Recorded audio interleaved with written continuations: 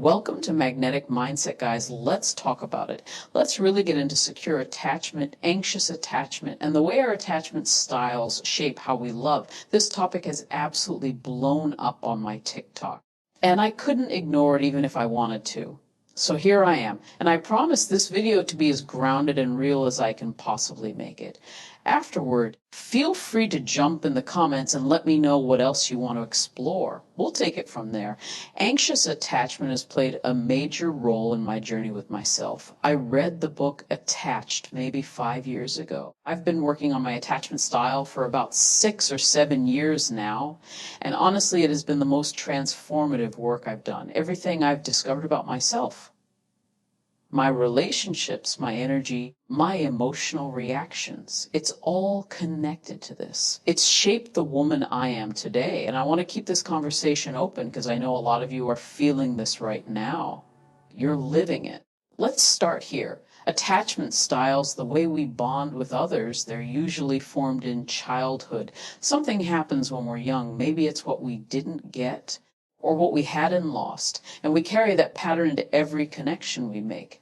About half of people, lucky them, are securely attached. That's the goal. That's the energy we want to live in if we want long-lasting, healthy relationships. But then there's anxious attachment. That's where so many of us live. If you're anxiously attached, people will call you needy, clingy, desperate.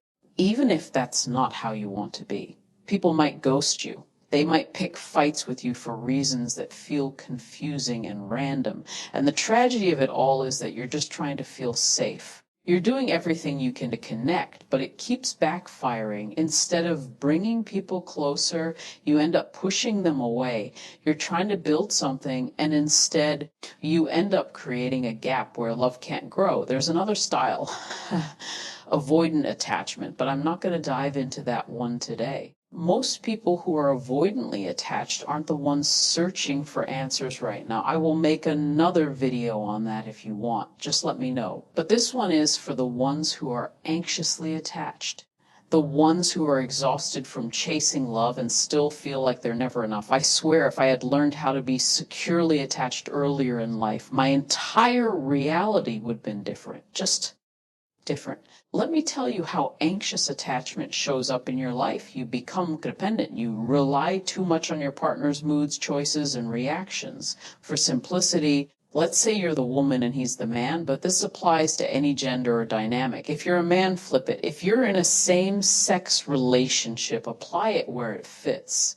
But in general, women are more often anxiously attached because of how we're conditioned. So what happens? You find yourself emotionally entangled in your partner's life. His opinions, his schedule, his behavior, they start to dictate how you feel. If he does something you didn't expect or you don't understand, you spiral. You start questioning everything. You crave control.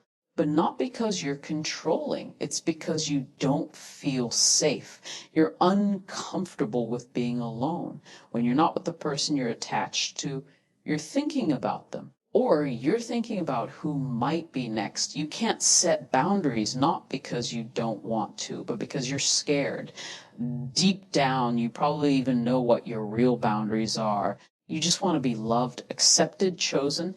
And here's the hard part. Somewhere deep inside, you've convinced yourself that your value lies in how comfortable or easy you are to be around, not in who really are. In your mind, other people are higher than you, and no matter how confident you seem on the outside, there's this quiet belief inside that you're not enough, that you have to earn love, that you need someone else to see your worth, or else it doesn't exist. You may even create situations where you're financially or emotionally dependent because it feels like the only way to guarantee connection. You mold yourself to fit other people's needs. You search for validation in their words, their attention, their approval. You become addicted to closeness, not in the way secure people seek connection, but in a way that feels like you're constantly starving. If that person pulls away even slightly, your whole world shakes. You get jealous. You compare yourself to everyone around them. You try to please them in every possible way, even if it means betraying yourself. And worst of all, you start to hate yourself for it. You start to feel like maybe love just isn't for you. That no matter what you do, It's you are not enough. But let me tell you something. This is not who you really are. I used to be there. That energy, that vampire-like need to feed off someone else's presence just to feel okay. I know it. And healing that didn't just shift my relationships. It changed my life. I realized that unless I faced this anxious part of me like the beast it was and chose to dismantle it, I would never be free. And I want you to be free. I want you to come back to yourself, because this isn't your identity. It's a pattern, a wound, a response to something that happened to you, not something that defines you.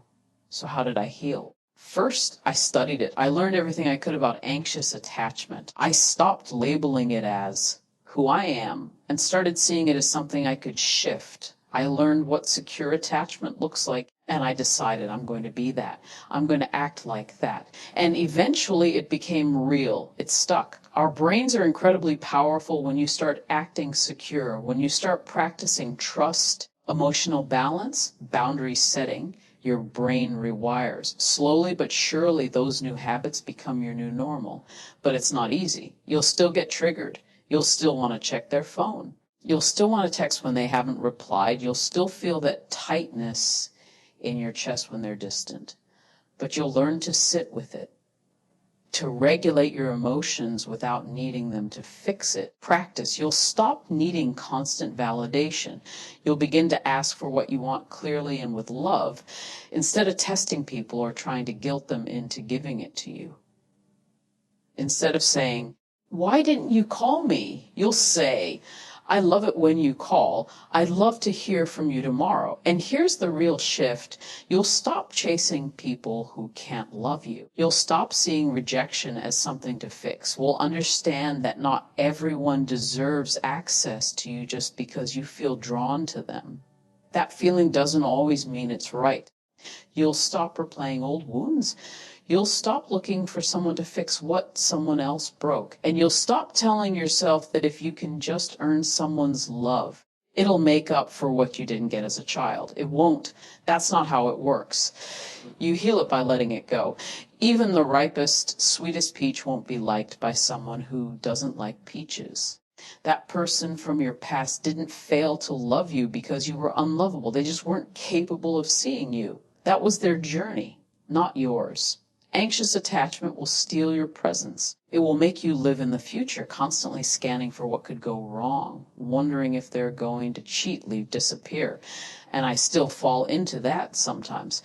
But now I catch myself. I remind myself, I'm safe. I'm okay. I know who I am. To be securely attached is to be rooted. You learn to regulate your emotions without leaning on others to fix them. You build a strong center inside you. You learn to trust, to communicate with honesty, to say no when you need to and yes when you truly want it. You learn to stand in your power. You stop playing roles to be loved. You stop walking on eggshells. You stop hiding. And you finally get to be you because you were never broken. You were just waiting to feel safe enough to bloom. I'll see you in the next one. Love you lots like jelly tots.